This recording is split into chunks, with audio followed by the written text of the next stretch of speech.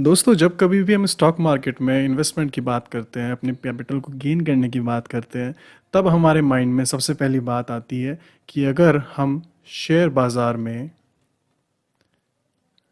Investment करना चाहते हैं तो हमें स्टॉक्स को ढूंढना है। हमें स्टॉक्स को एनालाइज करना है कि किस स्टॉक के अंदर अच्छा अभी कम प्राइस चल रहा है जहाँ पर हम बाइंग करके अपने कैपिटल को इंक्रीज कर सकते हैं। ठीक है, क्योंकि स्टॉक्स के अंदर ना दोस्तों ऐसी चीज़ होती है कि लाइक कोई भी कंपनी अपना काम कर रही है, प्रोग्रेस कर रही है, तो आपको जाहिर सी बात है बढ़िया प्रॉफिट देगी। एंड आपको कोई भी ऐसी खबर सुनने को मिलेगी किसी कंपनी का कोई स्टॉक अच्छा काम कर रहा है और आपको ऐसा लगता है कि अच्छी न्यूज़ आ रही है, तब आप चाहते हैं कि हम उसमें बाइंग कर लें।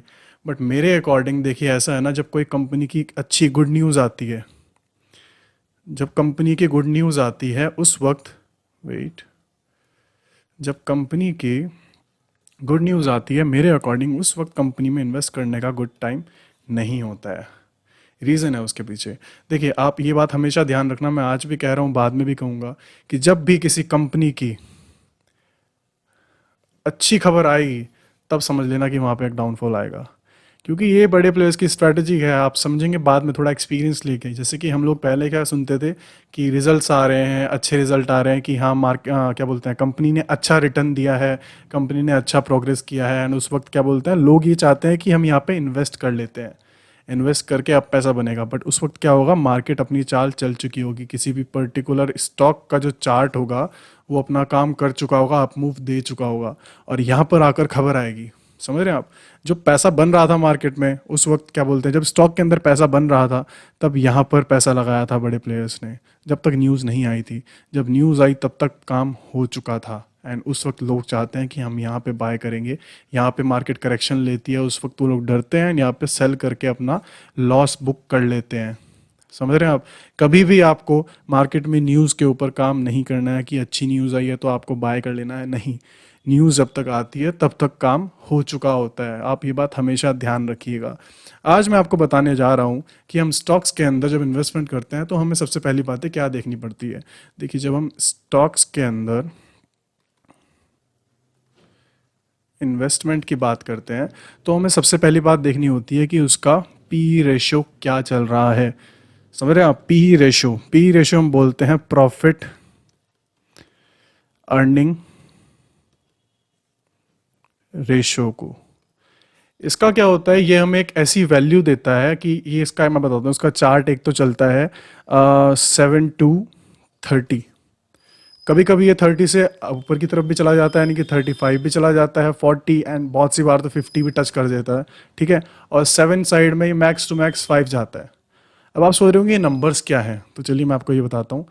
पी रेशो हम इसको बोलते हैं कि जब भी किसी स्टॉक का पी रेशो आपको अराउंड 30 दिखेगा या 20 to 30 के बीच में दिखेगा, तब आप समझिए वो स्टॉक ओवरबॉट चल रहा है। दैट मीन्स उसके अंदर बहुत ज़्यादा बाइंग हो चुकी है। अब क्या है, वहाँ पे लोग बाग प्रॉफिट बुक करेंगे। अब प्रॉफिट बुक करेंगे तो क्या होगा, अपना पैसा बाहर निकालेंगे, तो चार्ट जब यहाँ पे ऊपर चल रहा होगा ओवरबॉट जोन में, चार्ट नीचे आएगा। दैट मीन्स आपको जब भी पी रेशो 30 to 20 के बीच में रहेगा, आपको गलती से भी बाइंग नहीं करनी है। बट जब हम बात करते हैं कि पी रेशो हमारा 7 to 15 के बीच में रहे, तब हमें क्या करना है। जब हमारा पी रेशो 7 to 15 के बीच में रहेगा, उस दौरान हमें बाइंग की सोचनी है। समझे आप मैंने क्या कहना चाहा? कि मार्केट में पी रेशो किसी भी स्टॉक का, किसी भी सेक्टर का हमेशा होता है। सेक्टर का हो गया, इंडेक्स का हो गया, स्टॉक्स का हो गया, सबका पी रेशो होता है। अब हमें चेक कैसे करना होता है? देखिए, एनएससी की वेबसाइट के ऊपर, नेशनल स्टॉक एक्सचेंज की वेबसाइट के ऊपर इजीली जाके हम किसी भी इंडेक्स का पी देख सकते हैं, किसी भी स्टॉक का देख सकते हैं, किसी भी सेक्टर का देख सकते हैं। अब हमें बाइंग कैसे करनी है? देखिए, किसी भी स्टॉक के अंदर इन्वेस्ट करने से पहले हमें किसी भी स्टॉक के सेक्टर के बारे में देखना होता है कि सेक्टर ने कैसा इम्प्रूवमेंट दिया है। समझे आप? यानी कि सेक्टर अच्छा काम करेगा तभी तो स्टॉक अच्छा काम करेगा ना। जैसे मैंने पिछली कुछ वीडियो में आप लोगों को बताया था कि अगर मार्केट अच्छा काम कर रही है, यानी कि हमारी निफ्टी 50, दैट मीन्स बाकी जो ये 50 कंपनीज है ना, ये 50 कंपनीज में से 40 to 45 कंपनीज मार्केट में अच्छा काम कर रही होगी, इसीलिए हमारा निफ्टी इंडेक्स ऊपर जा रहा है। इसी तरीके से किसी भी सेक्टर के जब स्टॉक अच्छा काम करते हैं ना, तभी सेक्टर ऊपर जाता है। बट अगर सेक्टर ही नीचे पड़ा हुआ है, यानी कि सेक्टर का पी रेशियो ही 17 to 50 के बीच में है, दैट मीन्स वो ओवर सोल्ड हो चुका है, काफ़ी नीचे पड़ा हुआ है, आपको वहाँ पे बाइंग के लिए सोचना है। अब सिंपल से फंडे में आपको बताता हूँ कि आपको करना क्या है। आपको जाना है एनएसई की वेबसाइट पर, नेशनल स्टॉक एक्सचेंज की वेबसाइट पर, वहाँ पर जाकर आपको पी सर्च करना है, पी रेशो आपको प्रोडक्ट में जाके मिल जाएगा हिस्टोरिकल डाटा में, ठीक है। P means profit earning ratio. इसमें जाकर आपको सिलेक्ट करना है पहले इंडेक्स, आपको पहले इंडेक्स ढूंढना है, यानी कि हमारा निफ्टी 50। निफ्टी 50 के अंदर जब हम जाकर देखेंगे तो अगर निफ्टी 50 का पी रेशो 7 to 15 के बीच हमें दिख रहा है, यानी कि इस लाइन में, रुकिए, यानी कि एक इस लाइन में हमें अभी पी रेशो हमारे सेक्टर का लगभग इस जगह पे दिख रहा है कि हाँ 7 to 15 के बीच दिख रहा है, यानी कि ओवर सोल्ड पड़ा है, काफ़ी नीचे पड़ा हुआ है, सेक्टर अच्छा काम नहीं कर रहा है, ठीक है। यानी कि हमारा निफ्टी, हम निफ्टी की बात कर रहे हैं, निफ्टी अगर हमारा 7 to 15 पड़ा हुआ है तो यहाँ पर हमें दिख रहा है कि हाँ मार्केट अभी नीचे चल रही है, काफ़ी ज़्यादा नीचे है मार्केट अभी, ठीक है। बट अब उसके बाद में आपको करना क्या है, आप अभी 25-30 को छोड़ दीजिए, वो तो देखिए ओवरबॉट जोन है, वहाँ पर तो आपको बाइंग के लिए सोचना ही नहीं है। स्टॉक्स में एनालिसिस एंड रिसर्च आपको इसी तरीके से करना है। आपको पहले सबसे पहले ढूंढना है इंडेक्स को, कि इंडेक्स के अंदर आपका काम क्या है चल रहा है, आपका पी रेशियो कहाँ चल रहा है। ये 7 to 15 के बीच में है, ठीक है। अब आपको पता लग गया कि हमारा इंडेक्स नीचे पड़ा हुआ है। अभी हम जाकर देखेंगे कि हमारा सेक्टर कहाँ है, ठीक है। हमने पहले निफ्टी देख लिया, अभी हम देखेंगे हमारा सेक्टर क्या काम चल रहा है। सेम उसी तरीके से हमें वही रेशियो में देखना है कि इस लाइन में हमारा सेक्टर का पी 10 to 7 के अराउंड है, अगर है तो वहाँ पर हम बाइंग की सोचेंगे, ठीक है। बट अगर 25 to 30 है तो छोड़ देंगे हम, ठीक है। हमें बाइंग नहीं करना है, अपना पैसा नहीं डालना है, अपना इन्वेस्टमेंट नहीं करना है। 7 to 10 है, हम बाइंग की सोचेंगे, ठीक है। सेक्टर का आपको पता लग गया। अब हमें क्या करना है, अब हमें सबसे पहली बात ये देखनी है किसी भी पर्टिकुलर सेक्टर का एक अच्छा, किसी भी पर्टिकुलर सेक्टर का एक अच्छा स्टॉक कौन सा है, समझे आप। जैसे कि हम बात करें कि अभी हमारा स्टील सेक्टर है, ठीक है, हमारा स्टील का सेक्टर है, उसके अंदर आप कहाँ इन्वेस्ट करना चाहेंगे। देखिए मेरे हिसाब से अगर मुझे पता लग रहा है हमारा स्टील सेक्टर नीचे पड़ा हुआ है, ठीक है, तो हम वहाँ पे टाटा स्टील के अंदर इन्वेस्ट करेंगे, एक जिंदल स्टील के अंदर इन्वेस्ट करेंगे, ठीक है, वेदल में इन्वेस्ट करेंगे। तो ये हमारे जो बड़े बड़े स्टॉक्स हैं हमारे स्टील से रिलेटेड, हम उनके अंदर इन्वेस्टमेंट करेंगे, ठीक है। ना कि ऐसा नहीं है कि हम 2 रुपये 10 रुपये या 15 रुपये के स्टॉक के लालच में जाएंगे कि हम इसको बाय करते हैं, ये बहुत छोटा स्टॉक है, पैसा कम लगेगा, नहीं। ये स्टॉक आपको 300 400 500 की रेंज में हो सकता है मिल जाए। एक वक्त था जब टाटा स्टील हमें बहुत नीचे मिल रहा था। जैसे में एक बार टाटा मोटर्स अभी क्राइसिस के बाद में, कोरोना के बाद में, हमें वो 70 रुपीज़ तक भी दिखा था टाटा मोटर्स, ठीक है। तो वो वही जोन था, ठीक है ना। अब हमें सेक्टर का हमने से पता लगा लिया, सेक्टर का पता लगाने के बाद में हमें स्टॉक्स ढूंढने की अच्छा स्टॉक कौन सा है जो कि मतलब भागता हुआ घोड़ा है, ना कि गधा, ठीक है। गधे में तो देखिए वो पैसा लगाया जाता है जो उस पैसे की हमें परवाह ही नहीं है कि ये मरता है मर जाए, बट हम पैसा अपना कहाँ लगाना चाहेंगे, घोड़े में, ठीक है। तो हमें अच्छा स्टॉक ढूंढना है। अगर हमें पता लग गया है, अगर हमें ये बात का पता लग चुका है कि हमारा निफ्टी 50, हमारा कोई भी पर्टिकुलर सेक्टर, हमारा कोई भी पर्टिकुलर सेक्टर एंड उसका कोई भी अच्छा स्टॉक, ये तीनों हमें अगर पी रेशो इनका 7 to 15 के बीच में मिल रहा है, दैट मीन्स ये अच्छी बाइंग अपॉर्चुनिटी है। यहाँ पर पैसा आपका डबल डबल और 3 गुना भी हो सकता है, समझ रहे हैं आप। ये इतनी ज़्यादा अच्छी मतलब अपॉर्चुनिटी होती है किसी भी इन्वेस्टर के लिए कि जब निफ्टी भी डाउन है, हमारा सेक्टर भी डाउन है, हमारा स्टॉक भी डाउन है, तो वहाँ पर क्या करना है, हमें सीधा बेधड़क होके हमें बाय कर देना है, बिना कुछ सोचे, बिना किसी बात की घबराहट के, ठीक है। हमें बिना किसी भी बात की घबराहट के डायरेक्टली वहाँ पर बाय कर देना है, हमें कोई भी टेंशन नहीं आने वाली। वहाँ पे सबसे ज़्यादा लो रिस्क रहता है, ठीक है, सबसे ज़्यादा कम रिस्क के साथ में वो बेस्ट पोजीशन बनती है। बट इस बेस्ट पोजीशन को ढूंढने के लिए आपको करना क्या होगा?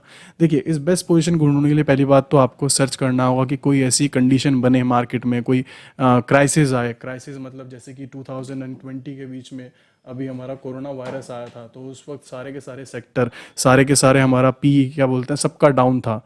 तो उस वक्त हमें क्या करना था? हमें सिंपली बाय करना था बिना किसी भी टेंशन के। और उसके बाद आप लोगों ने सभी ने देखा मार्केट ने कितनी अच्छी रिकवरी दी। जैसे कि मैं आपको बताता हूँ, कोरोना से पहले मार्केट का प्राइस चल रहा था 12,000 के अराउंड, वहाँ पर ट्रेड कर रहा था निफ्टी हमारा हमारा निफ्टी 50 12,000 के अराउंड ट्रेड कर रहा था। ठीक है, उसके बाद जब कोविड आया, यानी कि मार्केट का चार्ट कुछ इस तरीके से चलता चलता ऐसा हो गया। यहाँ पर जब मार्केट का प्राइस था ये 30 अबव था, इसका पी रेशो, हमें सिर्फ पी रेशो पे ध्यान देना है, प्रॉफिट अर्निंग रेशियो। ये 30 के अराउंड था, यानी कि 25 से ऊपर था, तो यहाँ पर ओवरबॉट था। एंड उसके बाद सभी ने देखा ये क्या हुआ, चाहे रीज़न कुछ भी था, बट मार्केट नीचे आया। जब मार्केट 12,000 से जब मार्केट 7,000 के अराउंड आया, तब मार्केट का पी रेशो 7 to 15 के बीच में था। और इस जोन पे जब लोगों ने देखा कि निफ्टी का प्राइस अभी 7,000 चल रहा है एंड पी रेशो हमारा 7 to 15 के बीच में है, तब लोगों ने अच्छे सेक्टर ढूंढने शुरू किए। ठीक है, सेक्टर अच्छे ढूंढे, तो जैसे स्टील सेक्टर मैंने आपको बताया, वहाँ पर टाटा स्टील इतना अच्छा इंप्रूवमेंट उसने दिया। जिंदल स्टील मुझे 100 के नीचे मिला था, फिलहाल कुछ वक्त पहले 450 को टच कर कर आया जिंदल स्टील। तो आप लोग समझ सकते हैं कितना अच्छा इंप्रूवमेंट आता है उस पॉइंट पे जब आप बिल्कुल बॉटम पे बाय करते हैं। तो देखिए, निफ्टी का बॉटम था 7 to 15 के अराउंड, सेक्टर भी हमारा डाउन था, सेक्टर का पी हमारा डाउन था। उस वक्त हमने सेक्टर का सबसे अच्छा स्टॉक सबसे सपोज उठा लिया जिंदल स्टील, तो वो लगभग 80 to 90 रुपीज़ के अराउंड मिल रहा था और उसने 450 रुपये तक की छलांग लगाई थी। और आपको क्या चाहिए, है ना? मार्केट में इतना बढ़िया आपको पैसा बन रहा है, इससे ज़्यादा मेरे हिसाब से मार्केट से आप कुछ एक्सपेक्ट नहीं कर सकते।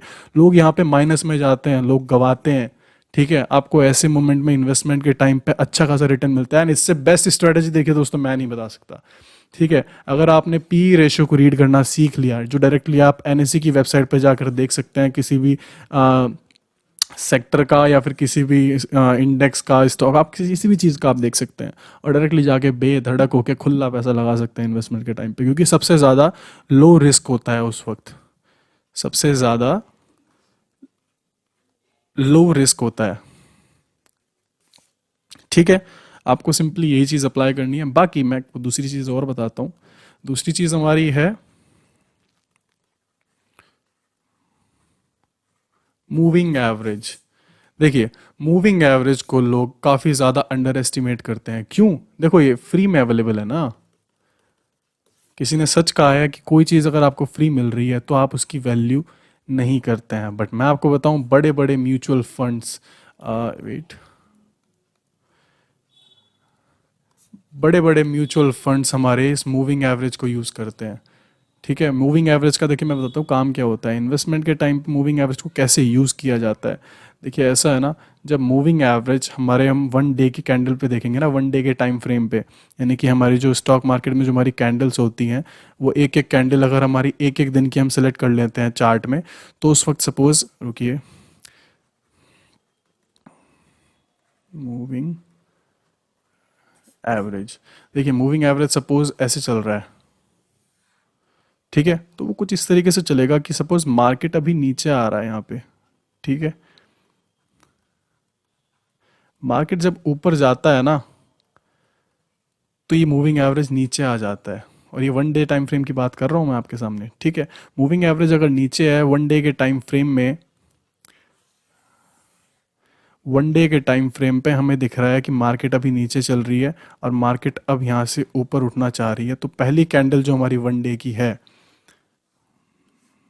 जो हमारी यहाँ पर पहली कैंडल बनेगी 1 डे के टाइम फ्रेम में, हम उस पर बाय करेंगे। मूविंग एवरेज के 1 डे के टाइम फ्रेम की एक कैंडल जब हम सेलेक्ट करते हैं अपने चार्ट पर, किसी भी ब्रोकर के अंडर हम देख सकते हैं, किसी भी इन्वेस्टमेंट जो ब्रोकर हमारा होता है, जिसकी मैंने डिस्क्रिप्शन में लिंक दिया है, वहाँ से अपना अकाउंट ओपन करके इन्वेस्टमेंट शुरू कर सकते हैं। तो हम क्या देखेंगे कि 1 डे के टाइम फ्रेम पे जब हम अपनी कैंडल स्टिक सेलेक्ट करेंगे एंड मूविंग एवरेज सेलेक्ट करेंगे, कितने का? 200 डेज का। मैंने अभी तक ये बात बताई नहीं थी, बहुत से लोगों को ये कन्फ्यूजन हो रहा होगा कि हम ये मूविंग एवरेज कितने ड्यूरेशन का सिलेक्ट करेंगे। तो हम 200 डेज मूविंग एवरेज सेलेक्ट करेंगे। जैसे ही हमें 1 डे के टाइम फ्रेम पर कैंडल इस तरीके से ऊपर की तरफ जाती हुई दिखे तो हमें इस पहली कैंडल को ही पकड़ लेना है, इस पहली कैंडल पे बाय करना है, एंड ये रॉकेट की तरह आपके पैसे को ऊपर ले जाएगा।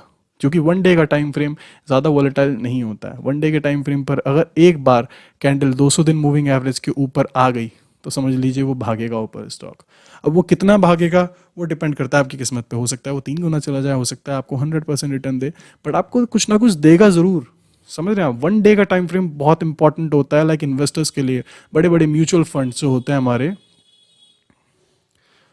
जो म्यूचुअल फंड्स होते हैं, अभी बीच में एक न्यूज़ आई थी, एक बहुत बड़ा म्यूचुअल फंड था, वो बंदा क्या करता था कि अपना 200 डेज के मूविंग एवरेज के ऊपर ही बाय सेल करता था, कि बहुत बड़ी अमाउंट सीधा 1 डे के टाइम फ्रेम पर ऊपर आया, आपने बाय किया और आपकी इन्वेस्टमेंट को ऊपर ले जाता था, आपको भी रिटर्न मिलता था, उनको भी मिलता था। समझ रहे हैं? तो मूविंग एवरेज हमारा बहुत बड़ा रोल प्ले करता है इन्वेस्टमेंट के तौर पे। सिर्फ और सिर्फ हम यहाँ पे स्टॉक्स की बात कर रहे हैं अभी, बाकी सब चीज़ों में आपको बाद बताऊंगा। तो हमने क्या क्या चीज़ें क्लियर की इस वीडियो में। पहला पहला हमें किसी भी स्टॉक का इन्वेस्टमेंट करने से पहले, किसी भी स्टॉक के अंदर इन्वेस्टमेंट करने से पहले, उस इन्वेस्टमेंट से पहले हमें इंडेक्स का पी देखना है, हमें इंडेक्स का पी देखना है, फिर हमें सेक्टर का पी रेशो देखना है, देन हमें किसी उस पर्टिकुलर सेक्टर के किसी भी अच्छे स्टॉक में, मतलब जो घोड़ा होता है, लाइक मूवी स्टार्स में सबसे अच्छा सलमान खान है, तो देखो मैं सलमान खान पे पैसा लगाना पसंद करूंगा क्योंकि वो पैसा आपको बना कर देगा। ठीक है, तो किसी भी इंडेक्स को आपने पहले सेलेक्ट करना है, इंडेक्स का आपने पी रेशो देखना है कि वो 7 to 15 के बीच में है या नहीं। अगर इसके ऊपर चल रहा है तो आपको बाय नहीं करना है। ठीक है, फिर हमें सेक्टर का देखना है, सेक्टर में भी सेम यही चीज़, अगर ये 7 to 15 के बीच में है, इनकी दोनों चीज़ें हमारी स्ट्रॉन्ग बाइंग के लिए बता रही हैं। फिर उस सेक्टर के पर्टिकुलर सेक्टर के अंदर हमें कोई भी अच्छा हाई क्वालिटी स्टॉक ढूंढना है, उस स्टॉक के अंदर खुला पैसा लगा देना है बेधड़क होके। ठीक है, पैसा बनेगा ही बनेगा, 98% आपका पैसा बनेगा, और 2% सिर्फ वो है कि आपको थोड़ा करेक्शन में वो और नीचे रखे, बट आपका लॉस बड़ा बिल्कुल नहीं हो सकता। बड़ा छोड़िए, छोटा भी नहीं हो सकता। ठीक है, बड़ा छोड़िए, छोटा भी नहीं हो सकता। ठीक, तो हम जब यहाँ पे प्रॉफिट बाइंग अपनी बाइंग करेंगे तो जाहिर सी बात है प्रॉफिट निकलने वाला है। पी रेशो हमें देखने को मिलेगा हमारी एनएससी की वेबसाइट पर।